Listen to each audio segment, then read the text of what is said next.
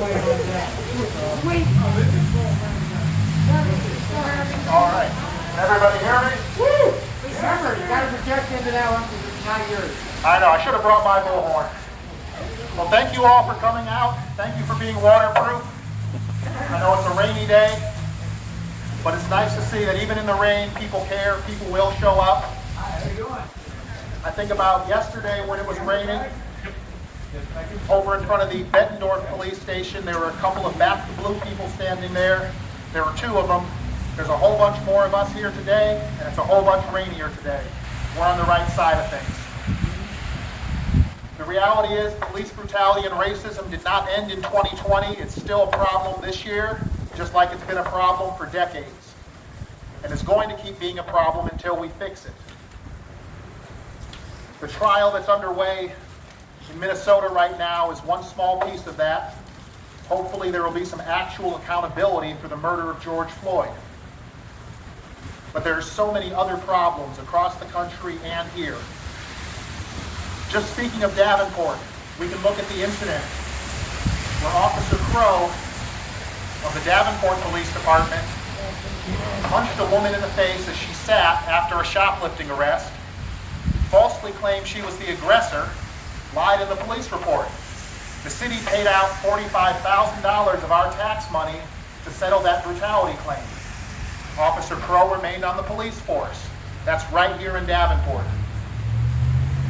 Last year, a federal court found that a Davenport police officer had engaged in brutality when he stomped on the ankle of a suspect who was laying on the ground. The qualified immunity meant that lawsuit could not proceed despite the court seeing that brutality had occurred. So these are real problems that happen right here in Davenport. They're problems that go unaddressed by the prosecutors, by the police, by the police chief.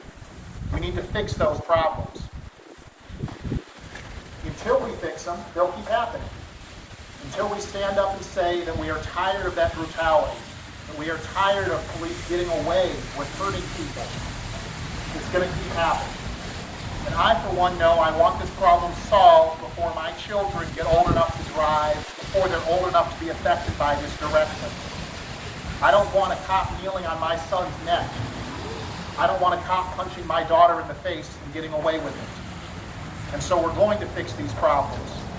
We're going to show up at protests. We're going to vote.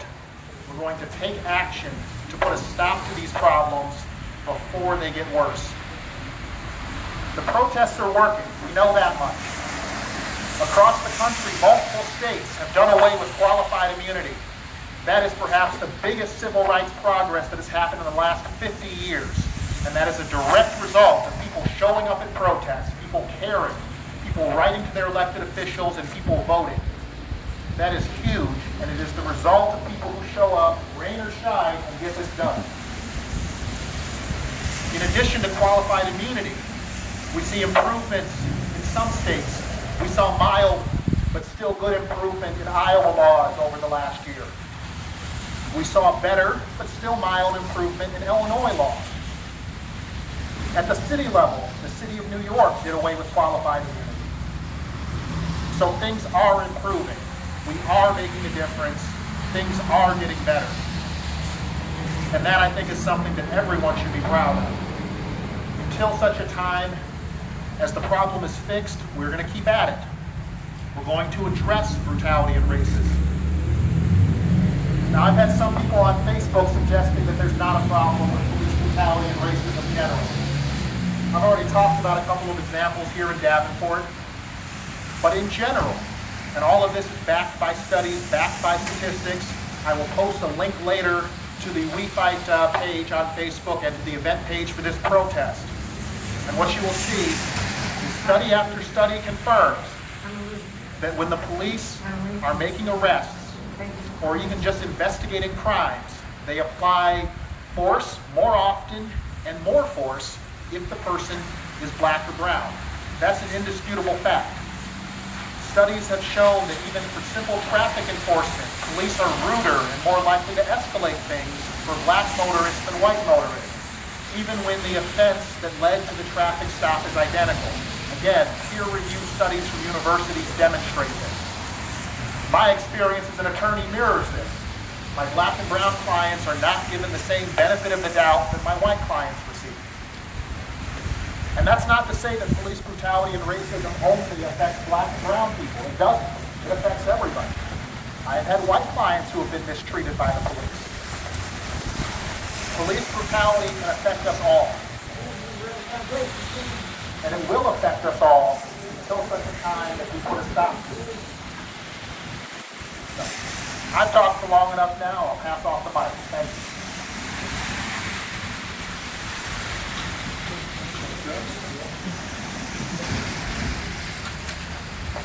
Okay. To those that don't know me, I'm Travis. I'm the president of We Fight. I don't have anywhere near the statistics and data that Eric does. That's kind of his forte. I tend to just kind of wing this thing. First off, to everybody that did make it out, thank you. I know that it is a very gross, nasty day out, but what we're talking about is pretty gross and nasty. So I had a lot of people today reach out to me to ask if we were going to still hold the event. And as Eric said, unless it is a legitimate safety hazard to the members that would come out here, we will be here, whether it's raining, whether it's shining, whether there's hail, whatever the case may be, until we start to see some actual legitimate changes occur. As Eric mentioned, there's been a little bit of movement. And what that says is that they're tired of hearing about it. They're tired of seeing us out here. They're tired of people around the country showing out to say that we're tired of what they're doing. And we're at the point now where they're giving us tiny little steps forward, hoping that we will all shut up and go home.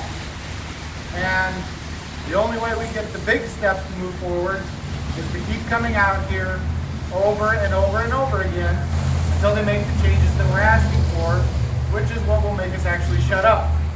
And I would like to be optimistic, but I have a feeling we're all going to see each other in 2022. So for the rest of this year, you can count on a lot of events to be fight. We're not going to keep this thing running a long time. Again, it's kind of a sloppy day out here. I think everybody's coming out. Keep an eye on, if anybody's not a member of our Facebook group, it's just We Fight. Hop in there, we post a lot on there. Otherwise, me and Eric and the other board members are all sharing things out on our personal Facebook pages. What's that new platform we're trying to start using? Yep, Mastodon, kind of like Twitter.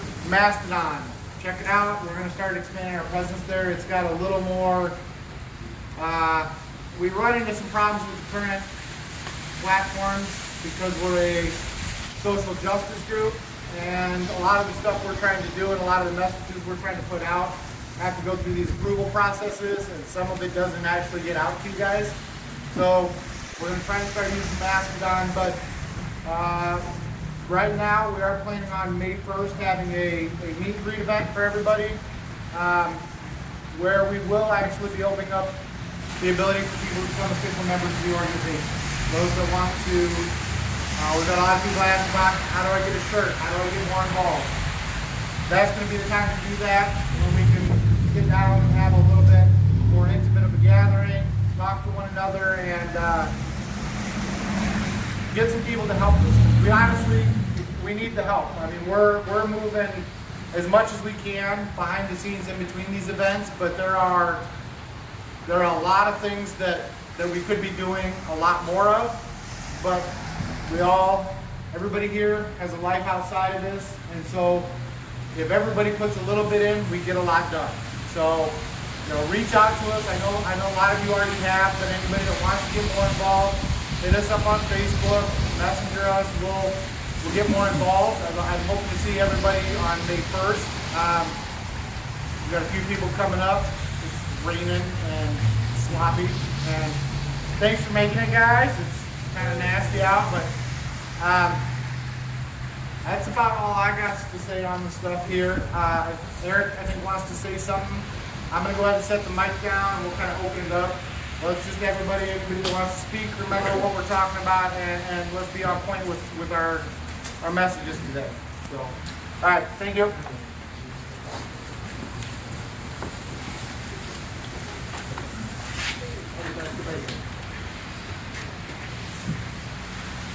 All right, I want to talk about real quick about what happened with the kid across the bridge at Moline High School recently.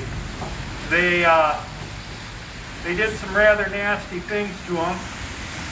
I think the school board needs to get involved in that and look at it closely. The police need to get involved. The coach needs to get straightened out. And that we need to, as a community, that has to be addressed. We can't have our kids subject to that. I don't know what the coach's phone number is, but if I did, I'd definitely give him a call and let him know what I thought about that little stunt. Real quick, anybody not know what he's talking about? Okay. I'll let you get right back up there. Okay. All right, so what he's kind of talking about and hit the local news here, so I imagine most local people don't try to confuse. There was a student on the Moline football team, student of color. They were having a bit of hazing, and they thought it would be appropriate to hang banana peels in his locker and make him sit down underneath him. They actually threatened him with violence if he didn't. So, I did reach out to the Quad City Youth Activism Council, which is a coalition of high school students, including Moline high school students. They're going to start working really hard at the actual school level to make sure that it's addressed properly. I'm going to give it about 3 days to see something start happening, or don't be surprised to see on our message board or request people go start standing outside the high school, because it's beyond unacceptable, and it's not something to be tolerated. If the school doesn't take it seriously, then it's going to have to be addressed quickly. I know it just came to light last night, so just like we do with the police, just like we do with any other institution, we want to give them a reasonable amount of time to address it. I mean, they can only do so much so fast as still in administration, but we are expecting them to hold the students and any faculty that is involved with it accountable. I don't even know what to say about it. We're still kind of processing it, so good stuff. These people are on for us, so I just wanted to make sure that anybody that didn't know the situation, we haven't posted on our Facebook page. It kind of blew up in local social media yesterday. I know a couple of the news stations ran a story on it last night too. So again, I'm gonna shut this down if anybody else wants to talk. Otherwise, as we kind of finish up the bullhorns here, it's kind of an intimate little group. We'll kind of have a little chatting on the side here before we all kind of break off. But anybody else that wants to say something, you're welcome to do so.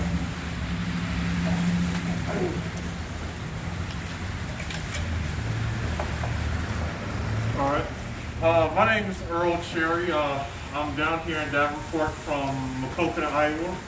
I'm originally from Chicago. I moved to Iowa several years ago. I followed a tech company to Iowa. All right. I'm a business owner. I have a couple of stores here in Iowa.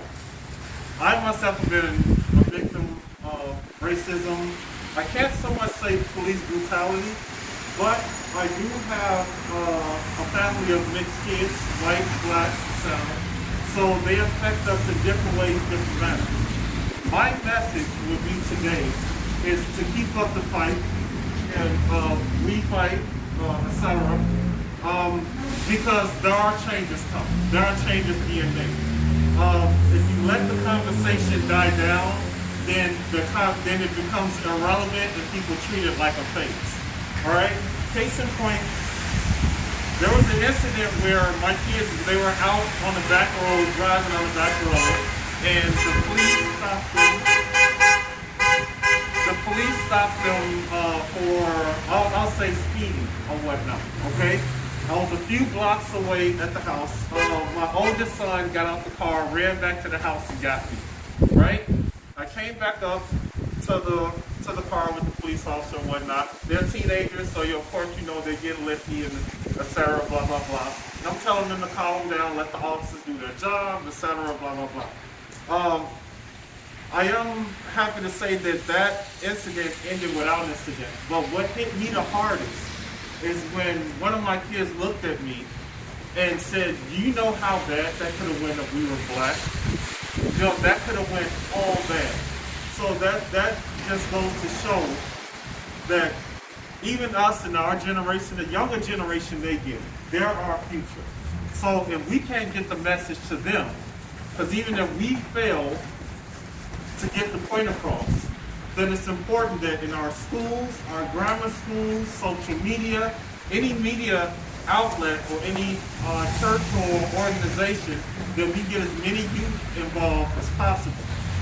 Because their voices are what's going to be the change for the future. As far as numbers, there's more than just having a voice when it comes to protesting.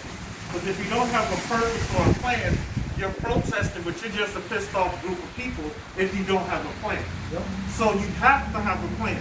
So yes, they have the defunding police, they have this, they have that, but what's the plan that's going to come behind it? All right, we stand up for, we have the trial going on with George Floyd, we have the misfortunate incidents that happened in Maquoketa, Iowa, with the gentleman out there. We have the incidents going on here, but what's happening is the cycle is being perpetuated because nobody's doing anything. We're protesting, but are we asking them to make a change? In the marketing world that I work in, we call it a call to action. So my call to action for you all today is, we all have a duty, if we see something, do something. I mean, everybody can be a keyboard warrior on Facebook, etc. But when you have the opportunity to come out to an event, come out to an event. You don't have to say anything. You can stand there and just be in support. If it's raining, I mean, your message is even more powerful, because despite the nice weather or whatever raining, it's important that it gets out there, because you don't know who your voice will land on. You don't know who looks up to you. Okay? Lastly, I'll say, cities have city council meetings. The police officers have chiefs and things like that. You all can go out and reach out to these departments. You don't have to wait until a day to after something happens. Be proactive rather than reactive in your communities. So if you know something, you've seen something, go to a city council meeting, a city hall meeting, and voice that opinion. Don't wait until it shows up in the newspaper, and now we're all mourning somebody else is gone. If there's an officer that's problematic, then we make that public before we see it on the 9 o'clock news. Yep. All right? So with that being said, have a purpose. Don't just be upset, because we all are. But if we need, as a people, to have a plan for white, brown, black, whatever, gay, straight, we need to have a plan in place. So we can have that plan of action and we can move forward. Then other people with other tools in their disposal can step forward and put those plans into action.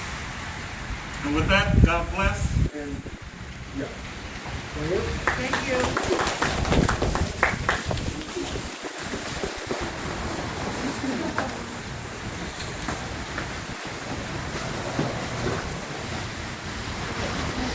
If you flip that up, you can just talk. I'm going to steer that up. Let's go. Perfect. There's no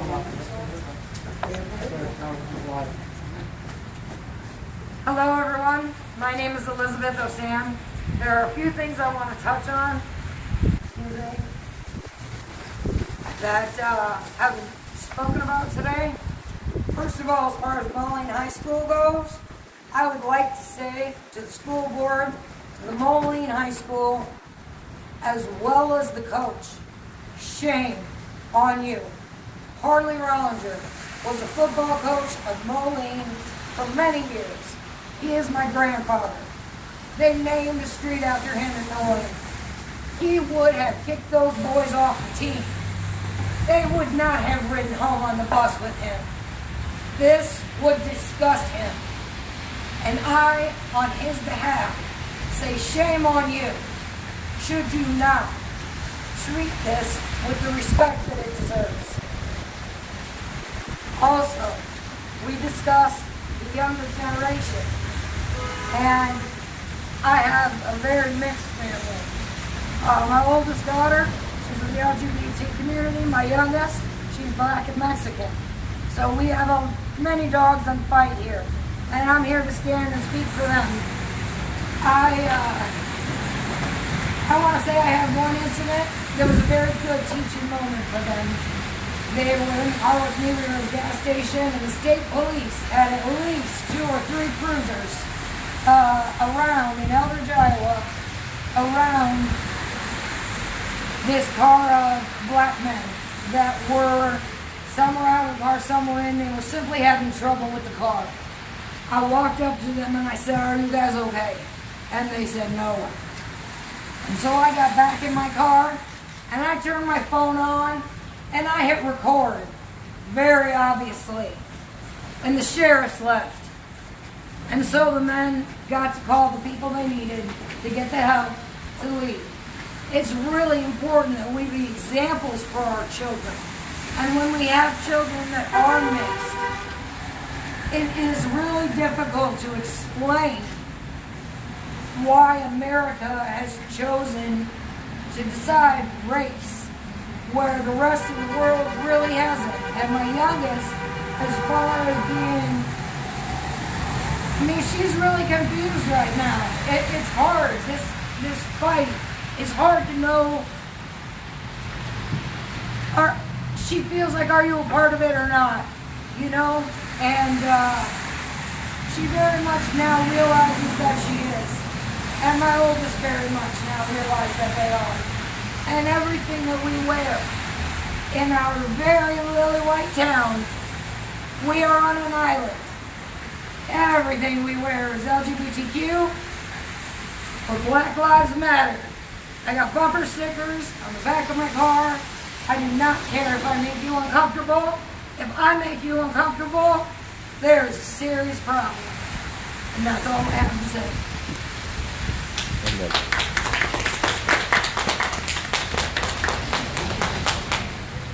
Travis, can you talk about Ray Ambrose real quick? That's kind of an old thing, but yeah. Kind of goes to what Earl was saying about getting involved with our city councils.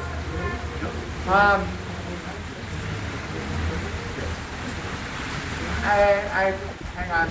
I actually can't. So, what I'll say on it is we need to pay attention to who sits on our city councils and what they're doing when they're on the bench and when they're not. There have been council members here in Davenport that have attended events that were hosted by known white supremacists, and I personally don't think elected officials should be doing that. I can't use names because the law. So just whatever ward you're in, whatever town you're in, whatever district you're in, pay attention to your council members, pay attention to your mayor. They have a lot more control over their life than the President of the United States does. I mean, when it comes down to it, the guy who sits in that building can do a lot more to change Davenport than the people in Washington, D.C. can. So, and nobody pays attention to them. There are elections this year. We just had one over in Rock Island where the race was decided by 200 votes out of 5,000 people. We're talking 5,000 people in a city with a population of, what, 50,000? So 10% of them showed up to vote. I mean, these local elections are important. They're going to be happening this year. Pay attention to them. I can't tell you who to vote for, but I can tell you not to vote for the racist. I mean, that's a pretty straightforward one. So that's really all I got to say. You want to speak? Yeah, you're just going to look at me. So I was just getting kind of I didn't know if you were like hitting me. So, all right, we're going to go ahead and probably wrap it up there then, guys. We'll, yeah. Okay. I wasn't sure when you... All I think was how shit. You hear me? Yeah, you talk about it. Can I talk about it? Yeah. those boys of this team. I guess, I mean, this is a pretty small enough group. Yep. Right. As a coach.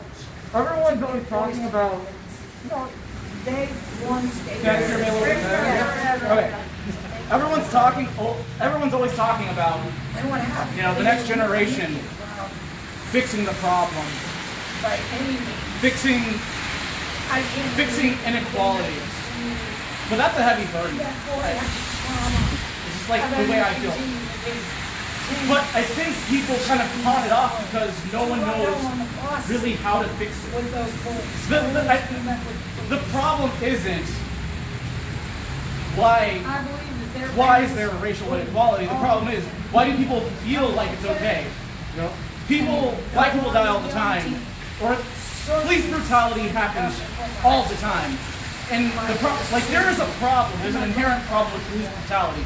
But the root problem is that people think that that's okay, right? And so how do we fix that? He didn't say much. This is kind of an open discussion because I'm actually quite confused, and I want to pick everyone's minds here.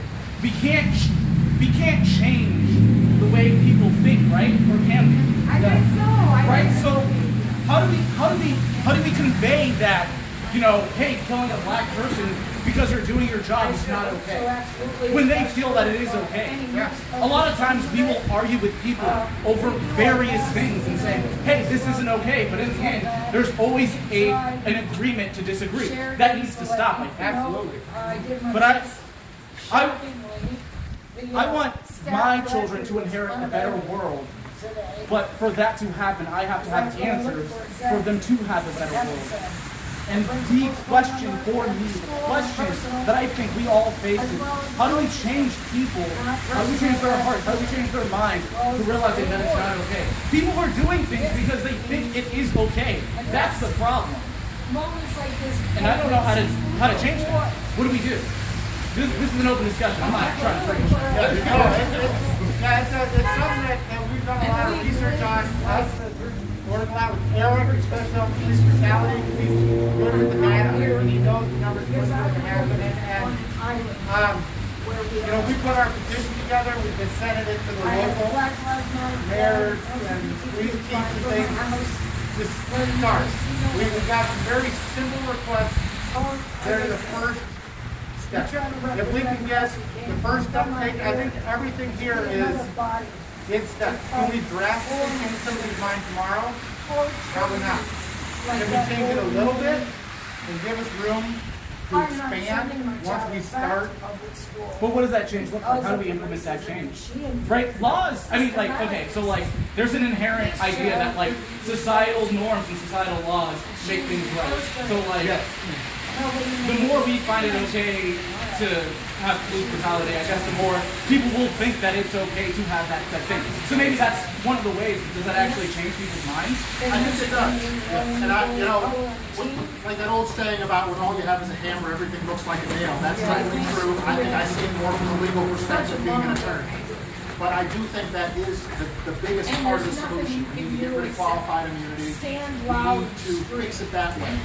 We need to have a situation where when the police engage in brutality, like here in Davenport, that $45,000 settlement for the cop punching the woman in the face and lying about it, falsely claiming she was the aggressor, that came from the taxpayers at the end of the day, not the police. So we need better ways of suing them. We need qualified immunity out of the way. We need the actual cost of brutality to lay with the police department rather than the taxpayers. I think that will go a long way. It's not a full solution. You're entirely right. There's got to be more to it. We have to change people's hearts. Another big thing that we have on that petition is a civilian oversight board. A group of non-police officers to do things that review things like their initial training. Because they're taught, whether it's right or wrong, in their initial training, that the same statistics we hear that we know are garbage, that black people perpetuate more crime, black people are more aggressive. We know those things just aren't true. So that's what's being taught. But if they're being taught that, and then they go out in the street, and they have a job where whether they're genuinely afraid for their life or not, if you've got that one good officer that we keep hearing about, who just wants to do the right thing, but he's been taught that hey, when you pull over a car full of black people, you better put your hand on your gun because you don't, you're more likely to be shot by this car than the car full of white kids. They're going to be more aggressive. So things like civilian oversight boards to review that initial training to start pulling some of that garbage out of there. But it goes so much further though. It does. Right? It's so funny because this is such a nice divisive topic. Right? Should be. It's more than police stuff. Yeah. How do I change my friend's mind? He's not a police officer. She's not a police officer. We actually had How do we do that? we had a really long discussion about this recently, in relation to a separate subject that we might handle. But I think we can play out the same way here. We're having these conversations and we're talking to people, and Eric is notorious for this, and I've mentioned it to him, that we've got all these statistics and all this data and all this information, and if somebody's just been told something from when they were this big, and they just know it. That's how it is, that's how their whole life has been, that X, Y, and Z is true, and they've been emotionally fed this information in their whole life. When we come to them with logic and reason and data, it doesn't actually change their mind because they didn't arrive at that decision with logic and reason and data.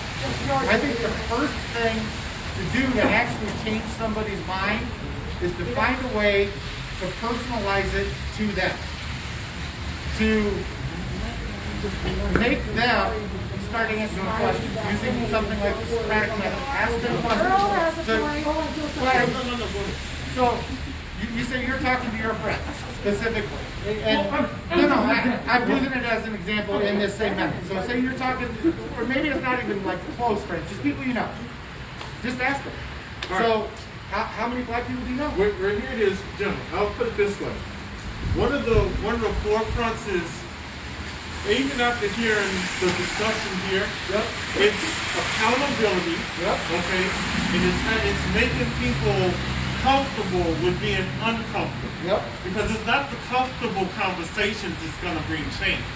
It's the why is all the white people standing here and there's only two black people standing here. It's why is it okay. It's the unspoken elephant in the room that's not being addressed. So it is not just among strangers. It happens at home at the dinner table. It happens on social media. It happens in the schoolroom. It happens in the courtroom.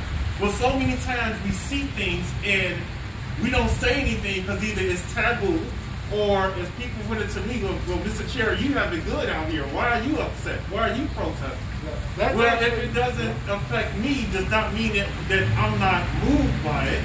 You know, I'm standing up for the gentleman that I want to pull up behind me that's trying to go in my footsteps. So I'm not going to say to them like, okay, well, yeah, I may be a business owner or this, that, and the other. I moved from Chicago, the slums of Chicago, to now in Iowa while I'm doing this. But I'm not just going to tell them the good things. I'm going to explain to them the struggle that came along with it to get here. So then when I have a Caucasian daughter, a black daughter, a mixed daughter, son, and daughter, and they're asking me, well, what do we do if this happens? My daughter's 6 years old. She was just playing in the park. A 5-year-old kid walks up and calls her the N-word. She stands up on the sideboard, turns around, looks at me. How old was she? She's 6. She turns around, she looks at me for instructions. She's like, Dad, what am I supposed to do right now? Okay, what did that parent do?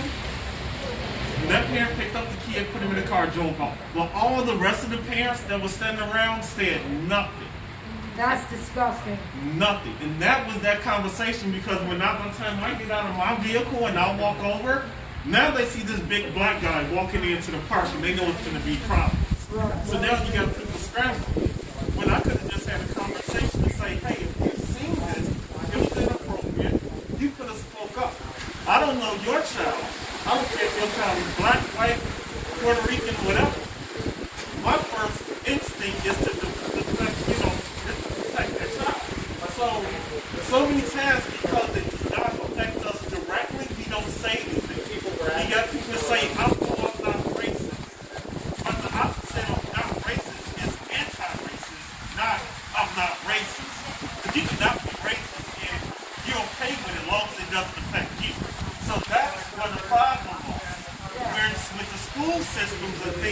that, you got it. In the city where I'm from, you got the city council where, Mr. Cherry, we don't have that problem here. You don't think that that's, going to cause a problem? No, you do have it here. You just choose not to see it because it doesn't affect you directly.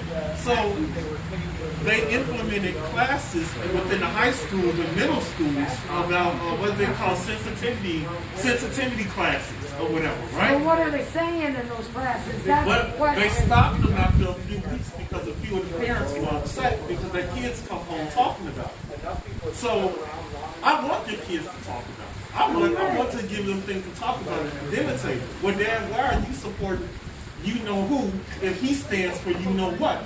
No doubt. You see what I'm saying? But those questions aren't being asked.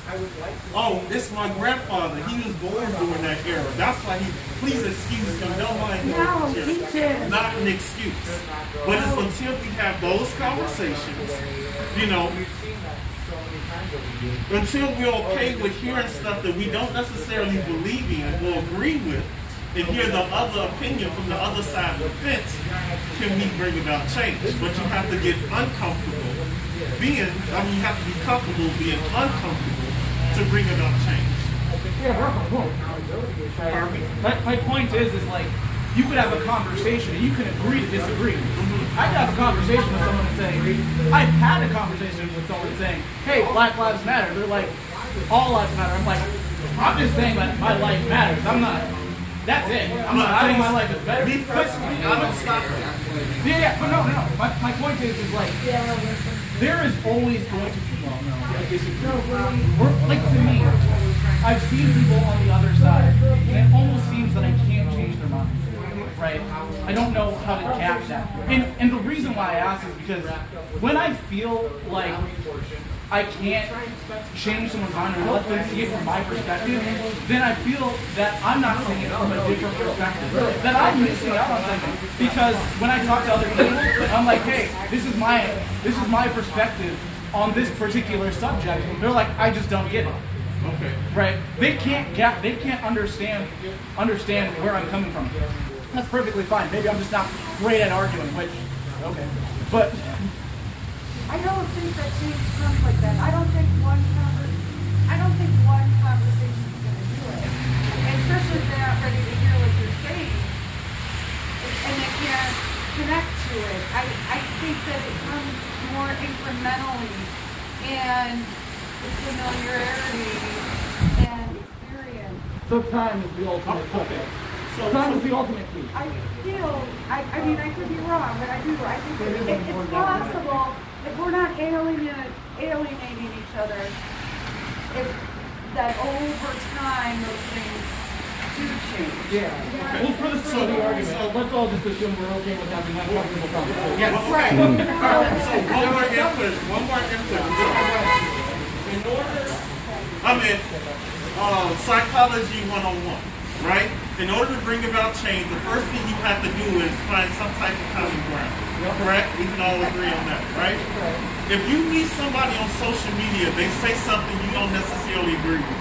Black lives matter, all lives matter, right? But you said, okay, like you said, you don't understand, so you leave that topic alone, right? What if the next, okay, so what happens when the next individual comes into contact with the same person that's not as strong-minded as you, that may be broken socially, spiritually, or whatever, and they come into contact with the same person that you had an opportunity to really, to drill down with. So, first thing is to alleviate anything that they can use against you, right? Somebody says, well, Earl, you're Black Lives Matter, you're this, you're anti-white, you're anti-police. Before I even give them a chance to say that, I tell them, no, I am pro-police. I come from a mixed background, okay? I take away anything that they can use against you, okay?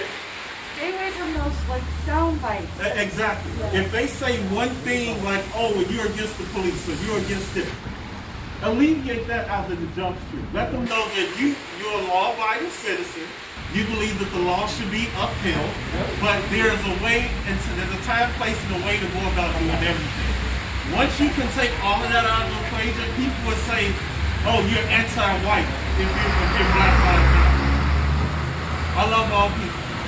You know, now they can't use that. Now all they can do is listen to whatever message you have to give them. Because other than that, they'll try to insult you or do anything to throw you off your topic. You know, and at that point, it's like, okay, Black Lives Matter. Oh, if all lives matter, why am I constantly having to remind you that Black Lives Matter? Why is it? All lives matter, but yet you're upset because there's 50 people blocking the roadway and you got to go to work because the person that got hurt didn't look like you. If all lives matter, if you're not upset, that's the problem. You're not listening. You see what I'm saying? So you can't stand there and honestly say that all lives matter if you're not upset, because you should be just as pissed as I am. And then when you come at people like that without insulting them, without using profanity and things like that, you know what they do? They get in your inbox. Oh, I'm sorry, Mr. Chair, I didn't even realize how ugly my ways are. So now that person has been, you know what? Maybe I do support the, da da da da. You know, you got that one child that's no longer afraid to stand up to his or her parents when they get home because they have, etc. So it's us. They're looking at us to see how we handle it. If we shy away from those sensitive and uncomfortable conversations, they're not going to have it. Yeah, I guess. You're welcome. No, you do have anything. Can I do that? Oh, go right ahead. Okay, so. Go ahead. I don't want to call you out. Okay. Last time, I remember you were speaking to a young kid. Oh yeah, standing right over there. Yeah. And you are absolutely fantastic, by the way. You're too kind. Well, it is what it is. He has an answer for everyone. Yeah, no, he was really good. And the way that you spouted out facts and logic almost rang deaf to him. He was so, like, if you ever talk to him, he's a very respectful guy. He tries to understand people. But for some strange reason, this kid just wasn't listening. My question is for that is like, how do you get that? Because of course, I will always come at people with respect. Not only do I want to educate people, like in any debate, the object, or at least to me, the objective is not to teach someone, but to kind of learn, to kind of gap the distance, or gap the gap the knowledge. Because if you come in, because in my mind, if I go into a debate trying to win, I'm trying to educate, then I'm missing out on the debate. Right? And I feel like that was something you were doing. You were really good. You were trying to learn, you were listening and teaching at the same time. And even with your perfect conversation, he still was so adamant about saying Black Lives Didn't Matter. And at one point you're like, I gotta stop. And so to me, there are more people like that. There are more people that are stubborn, that refuse to see it. No matter how well you listen, no matter how well you argue, because a lot of the things we're talking about is kind of, or at least the way that I was listening to you, the way that I took it was you were really teaching us on how to argue something, how to portray your argument in a respectful way. And that is brilliant, it's beautiful. But the more damaging thing is when you come to a problem like that gentleman. Yeah. And I feel like there are so many people like that. The person that called your daughter an N-word, she's 5. What does she know? It was the From her parents. But that's my point. That's where it starts. And so when she I becomes, want to know, what did you say to her? I don't Oh know no, what I didn't to say. I didn't say anything to She's your daughter. I mean, to my daughter. Yeah. I mean, unfortunately, in this day, it wasn't the first time, and she's kind of. I hate to say that she's desensitized to it, but she knows that daddy's gonna take care of it. So and there were other kids on the playground, so I didn't want to get loud and vagrant and ruin the day for all the rest of the kids out there. Right. I was kind of hoping to speak with the parents and that the other parents around would still with me and said, hey, this is a child, and but it's that accountability. Nobody holds them accountable. Yeah. But my point is I know. when that kid, when he was so adamant, even with all the facts he brought, even with the beautiful conversation that you guys had, I just stood because I wanted to listen. It was really great. You guys still came to an impasse. And I feel there are more people that are so stubborn that they would rather come to an impasse than to say, "You're right, Black Lives Matter." How do we get that? And you know what we do? Let me hop in on this one. When we hit that person, nothing's going to change their mind. It doesn't matter That's where I what we say, what we do, what we are. You know what we do with that person? We let that one go. Now listen to it. Because the next one who comes along, we might be able to change their mind. And if we're wasting our time on, if you've done everything like Eric did in that conversation, and you've hit that point where it's just not going to happen, you move on to the next person. those people are the people that come at directly. Well, They just get entrenched. in the long run, what we need to do is change every mind that we can change. And as the minds that we can't change get smaller and smaller and smaller, societal pressure will force that change. And I think that is a solution. I'm never going to give up on that one person. The reason I'm not is even if it doesn't work for that one person, other people standing by are going to hear it. Yes, And hopefully that you speech, got a even crowd. if it doesn't fix that one person, it fixes the other 4 people who heard it. You know, maybe through my conversation with him, I gave you something of use that you could use later. And just hearing his counter arguments, even though they're factually baseless, even though they're devoid of logic, they still help me get better insight into the mindset of people like that. So maybe my next argument will be better. So I'm willing to keep up the good effort on that. I really feel like I need to interrupt. So I work with antisocial conduct disorder teens, and they're angry people, and they don't want to change. And my job is to help them perceive the world differently. I do it for a living. And one of the tenets is that if you go to Wesley Arrow, they influence their own argument. But the peer pressure of changing all the minds that we can eventually has an effect. We do a lot of work now. Does that make sense? I said somebody will all the trouble. So, I don't know if you want to get what I'm saying. I'm saying don't give up the fight and don't give up on that one person. And sometimes you have to go about it sideways. Does that make sense? Yeah. I mean, it's psychology. Yeah. I'm sorry, I didn't hear your response. It's the answer I don't want to hear. I know. Because Can I give you a different one? yeah, I mean, yeah. Just a little bit? Yeah, I mean, this is a conversation. Yeah. This is how do we keep Just a little bit. We're stuck here. That's all. Like I said, everybody around me had certain flags flying in my neighborhood, and I stuck the biggest Black Lives Matter that I could into my sidewalk. I happen to live next to a very giant police officer in Eldridge, so it's kind of a conundrum, this huge flag flying next to the police car that's always at home. But he's one of the good ones, you know, he follows the Constitution. Like he would never, he's a constitutionalist.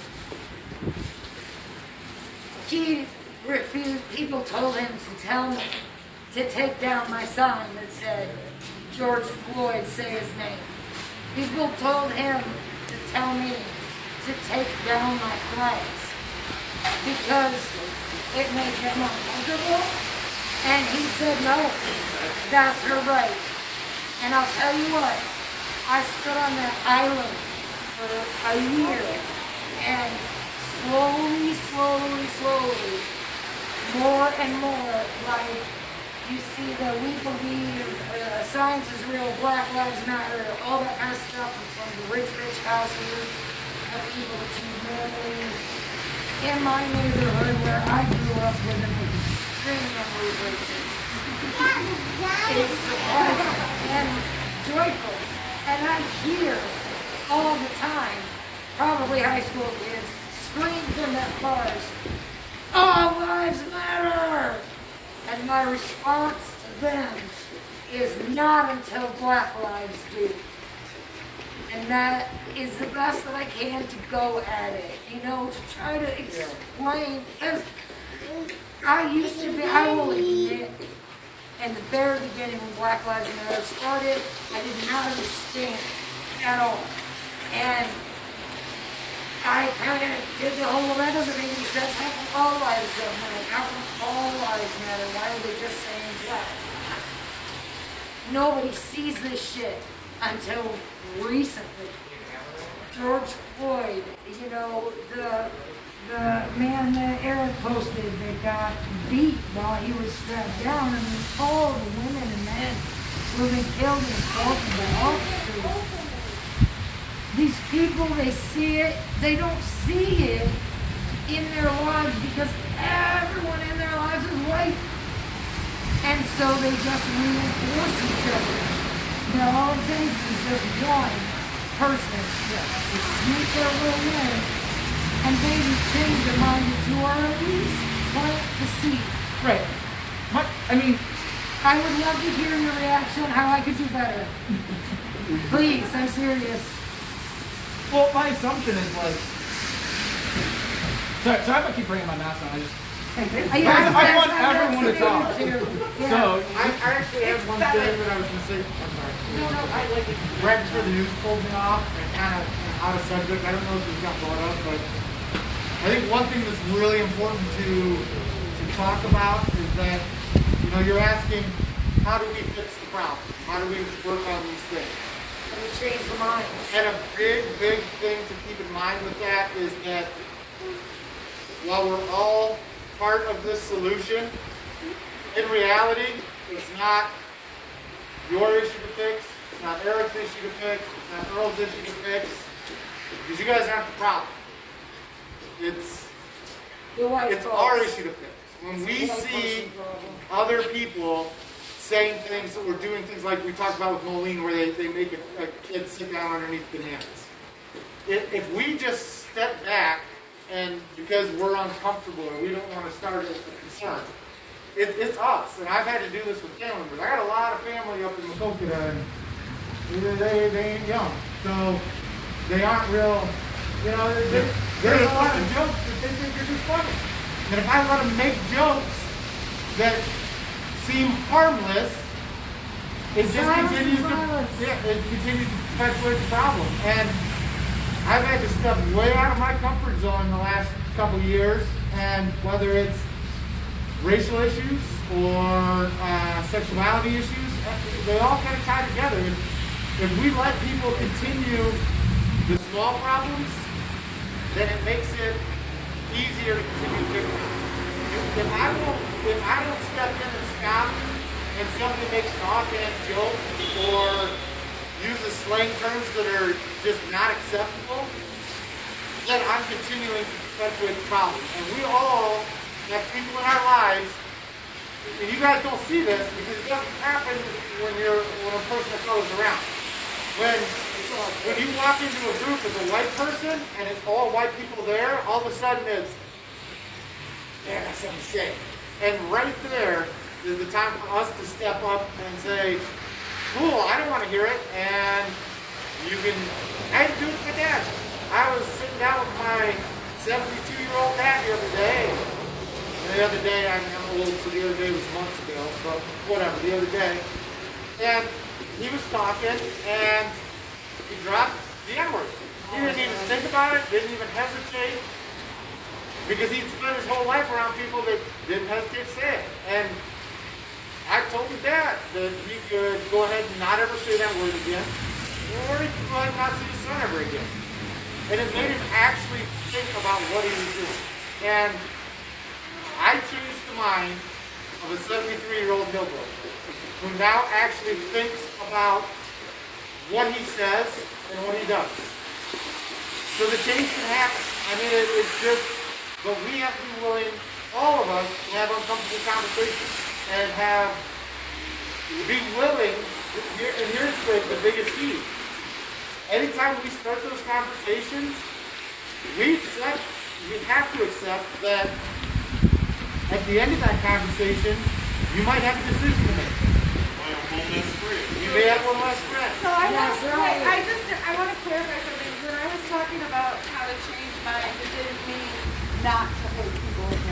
Yeah, I missed just some wanna stuff, make so I don't know if I still got it.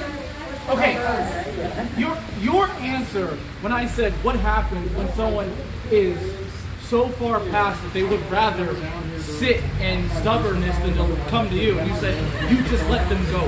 My mind is like most of the people on the other side are stubborn. Let's say 50% of people don't believe in Black Lives Matter, but those 50% of the people are stubborn and choose not to do something. But okay, during the Civil War, it was the North versus the South. Mm-hmm.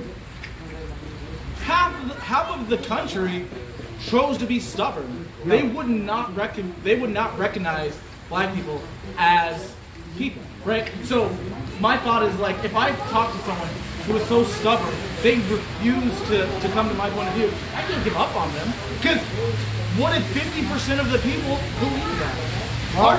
If we need to make people realize that this isn't detrimental. That this is a necessity. Yeah. So if people are so stubborn and 50% of those people are so stubborn, or you're saying to give up on them, what do we do? That's why I don't believe that 50% are stubborn. I believe that 50% are standing over there, and the most stubborn are in the front row being as loud as possible. Eric brought up a good point. If you're talking to the stubborn one and there's two groups behind you being quiet, I was talking more on a one-on-one basis. If I'm having an individual conversation with one person, there's nobody around, I'm not going to burn my energy past that stubborn level because I'm going to move my energy to the next person. Now, if you have an audience, or you have other ways that conversation can actually benefit, then I wouldn't give up. I'm talking about on an individual person, like, I'm just not going to burn my energy because while the stubborn person is there and he's being loud and he's yelling at you, the guy behind him who's being quiet is thinking. That's the guy you gotta make sure you change their mind, because there are right now it feels like 50% of people, and I would say during the Civil War, the loudest, meanest, nastiest ones are the ones who picked up the gun and came forward. There's no way I believe that everybody that was sitting at home in the South believed it, and if we could have got those people to stand up against, like I said, stand up against the people that would not acknowledge that black people were people. If they would have stood up in the South, the people that didn't believe that, we may not have had a civil war. It's how do It's all money, it's all economics. Yeah, that's a whole different. But that's the stubborn ones because it's comfortable. It's just too comfortable to be white. And they're not willing to step away from their comfort level, be it money, be it their home. Yeah, but I think there is room for change out there. I think there's people that are willing to step out of their comfort zone. I mean, I've seen a lot in the last year, and I get to look at it from a different perspective. My perspective is I grew up in a small town, Macokota, and then I moved down here and went to a really big school, Pleasant Valley. And when I was in school in Macokota, there was one person of color in the entire high school with me. When I moved down here to Pleasant Valley, there were 3 people of color in the entire high school with me. So it was nothing for the people I was around to make racist jokes, to make racist comments. And I mean, people I've known. And I've had conversations in the last year since I started doing this, and people have asked me, why are you doing this? What's the point of it? Travis, how many of those people had those preconceived ideas because they had a lack of familiarity? That was a big part of it. Yeah, I mean, And that's what I mean by I've had the those videos. conversations with those people now that they've come to me and asked me, why are you doing this? And people that I would have thought 20 years ago, yeah, they're going to be racist forever because they don't even know that they're racist. That's a big key to it. But And that's where holding someone accountable comes in. absolutely. A lot of people just say they're old, they're this, they're ignorant, ignore. Yep. When I come across somebody like that on social media, I never block them. I want them to see me. Yep. I want them to see what I post. I want them to hear it, blah, blah, throw all the insults you want. And then I bring as much attention to them as possible. I'll say, hey, well, Mr. John Doe, can you repeat that? Anybody got an answer to what John Doe said? You hold them accountable, they shrink. They're loud because nobody's paying attention and they're doing jumping jacks. The moment you turn their attention on them, they'll go away. They'll shut up.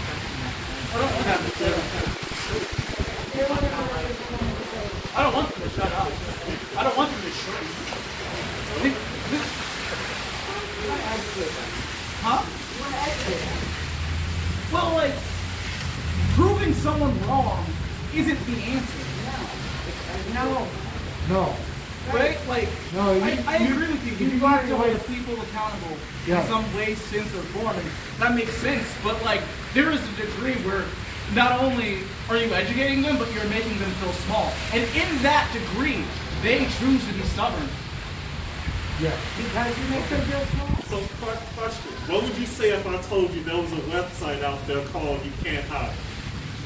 And what this website does is a bot, a piece of software that monitors social media verbiage and threats, any type of malicious ideology, things like that, anything credible that's automatically, it goes through any public information you have in your profile, reports it to the police department, reports it to any associated company you may work for, notifies anybody that's in your friends list that has an open profile of what you just said.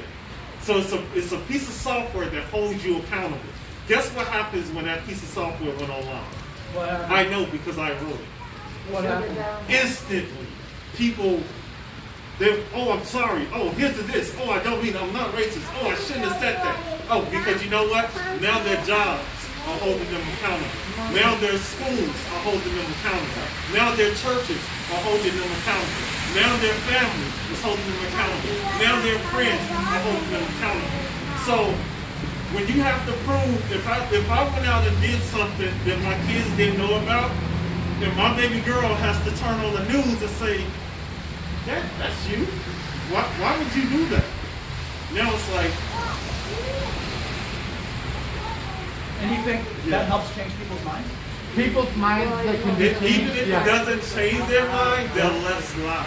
Yeah. They're a lot quieter. It'll That's change their behavior, and, Exactly. and then their friends will not see them engaging in that racism and getting away with it, which will Because they're change not the being behavior of held those accountable. friends, and ultimately that will change minds over time. Yeah. So you have to shame That is people. wonderful. Well, call it shame.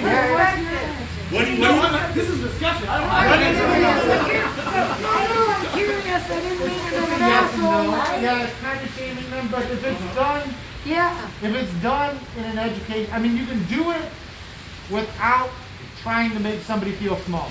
Just, hey, this popped up, and now you got an opportunity to explain to them why it was wrong. So we run a Facebook page that exposes races, and people do screenshots and share them, and then Yeah. we take it as far as sharing it with their employers. We've gotten, Actually, we did get a cop We've got fired on the three other folks side that of are Iowa in the last week year. alone. So, We've got a couple of, Yeah. who else is on there? I mean, there's Too a many, lot. there's a million. yeah, I When mean, your employer if you're a sees cop that, and you want to post like, racist I know my nonsense, employer yeah. very supports Black Lives Matter, and if my employer saw me say something like some of these people say, I wouldn't have a job. Yeah. I mean, you have to, there are certain mission statements, rules around, your work ethics and things. I just don't want to be employees, especially government employees, or whatever. I don't want that person to be me. So you either shut up or you're out of here. Exactly. And if you're a business owner, then, it makes a difference. Yeah. People's actions. I don't care if they feel shame. You made the statement. No. And that's how you That's feel. being new. I mean, it's social Responsible media for your that anybody can see. And so, what? Sorry. Yeah, I'm not sorry. Yeah. I don't mean to make. No. Case in point, take police brutality, But I right? also share. Police officers, some police officers commit some acts because they know that there's little to no consequences, Yep. right? They know that blue wall of silence is going to protect them, right? So then you got AI comes in, you got internal affairs that comes in, right? Nobody wants internal affairs around because they police the police, right? So now you got all these private groups donating money to IA now. So now these cops are like, oh, they don't want to do their job, we're quitting. why are you quitting? Because we're holding you accountable for your actions. As long as you can go out there willy-nilly with a gun and a badge and not be held accountable for it.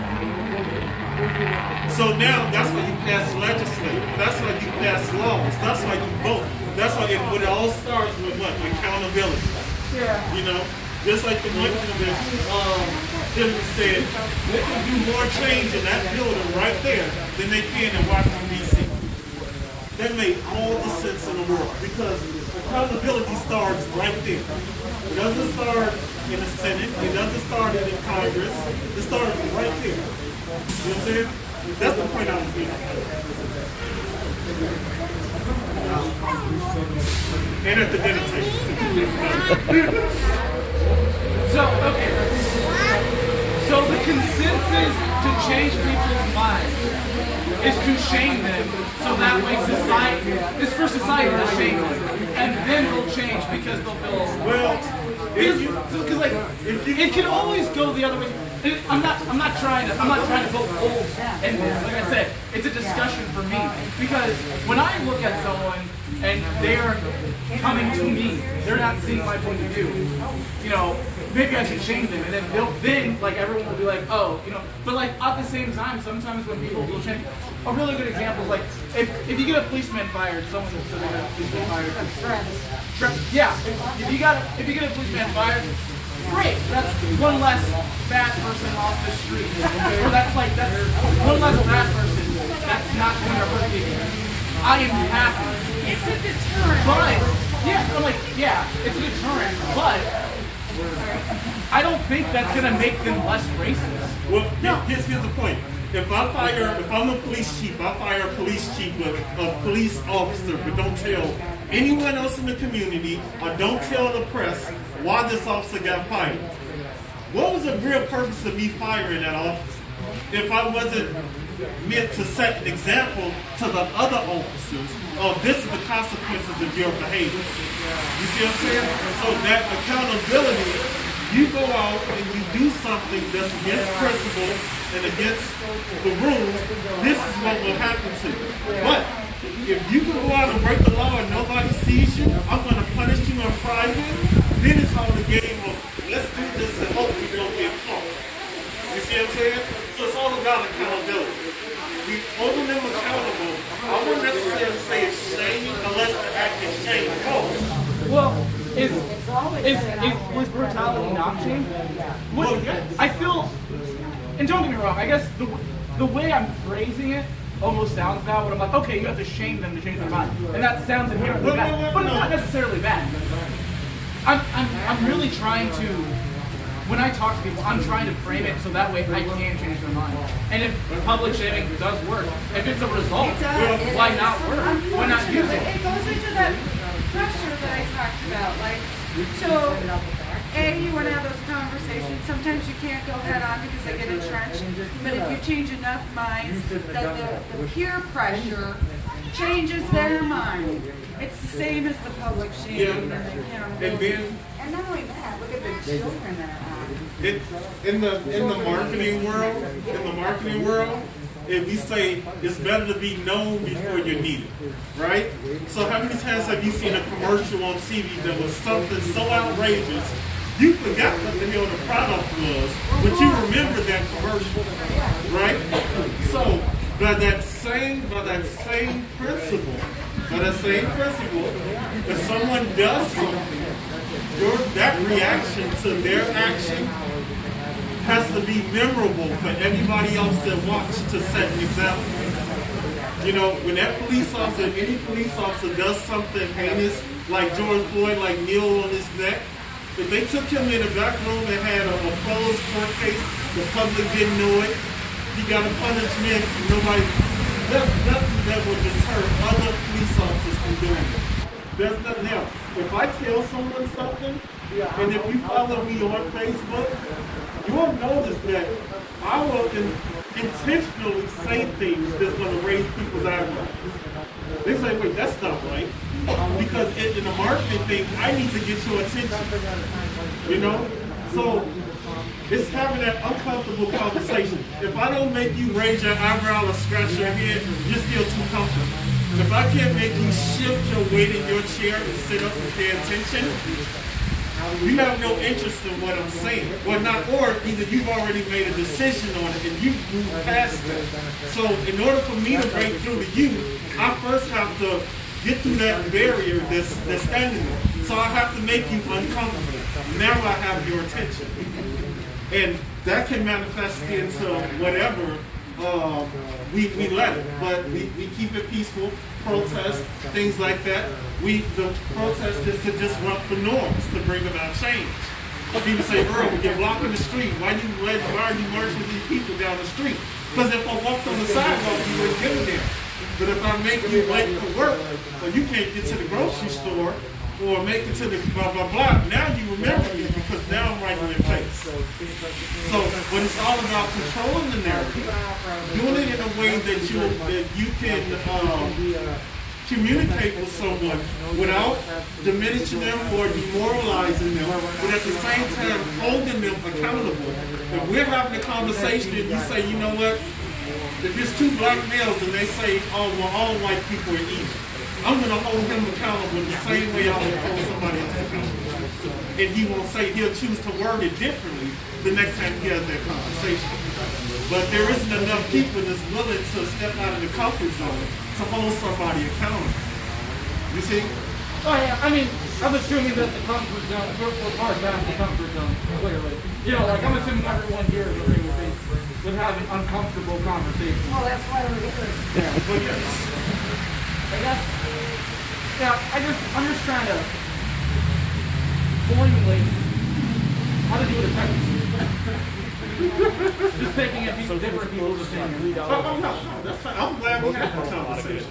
Because it's not until we have these conversations till you know that I didn't know that some people felt the way that they felt or why they felt the way they felt. You know, until I may not agree with what they said. You know, I'm not going to shame them, but I mean, because they have an opinion. That doesn't make them racist because, well, no, I'm saying, if someone disagrees with me on let's say a hot topic like racism or police brutality, doesn't make them a bad person because they don't see it in my way. They have a different view.